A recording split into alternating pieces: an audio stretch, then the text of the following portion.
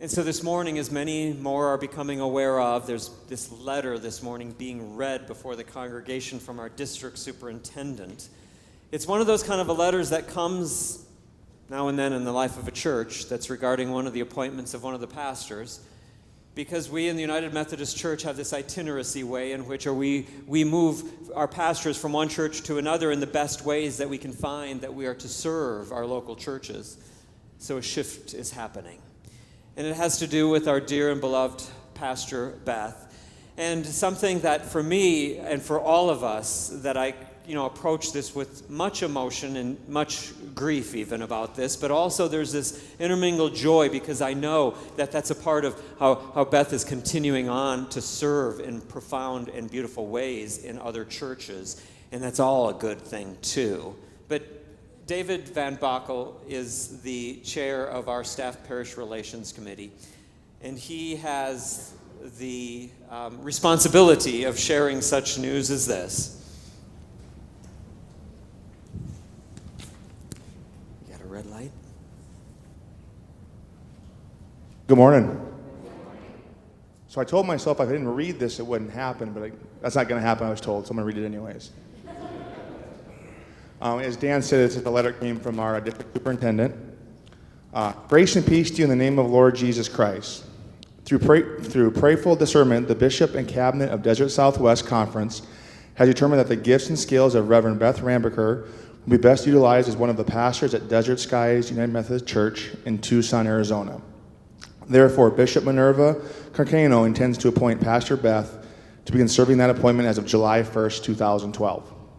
I know that Pastor Beth has used her gifts and passion for mission and ministry well these past 3 years.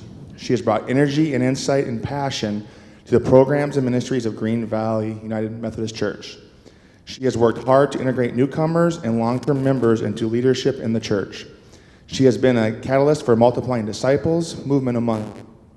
You have been home and family for her for the last 3 years. You have walked with her in her journey towards ordination.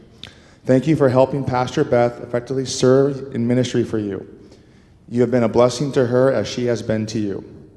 Pastor Beth will continue to serve as your associate pastor through June 2012. With her and Pastor Dan, SPRC will determine her last Sunday with you. I know you will miss her as one of your pastors and leaders and appreciated her many gifts. I encourage you to find ways to celebrate the ministry of Pastor Beth at Green Valley United Methodist Church. I have discussed your needs with regards to your next associate pastor with your Staff Parish Relations Committee at our annual meeting prior to our cluster conference last fall. I have also been in conversation with your senior pastor. The bishop, the cabinet have given prayerful consideration to those needs and expect to soon introduce to you a pastor who can continue to lead you into the future. Your new associate pastor will begin July 1st, 2012. I look forward to working with you during this time of transition as you continue to minister with and reach out to people of the Henderson area with the good news of God's love in Jesus Christ. Blessings, Reverend Dr. Candace J. Lansbury, North District Superintendent.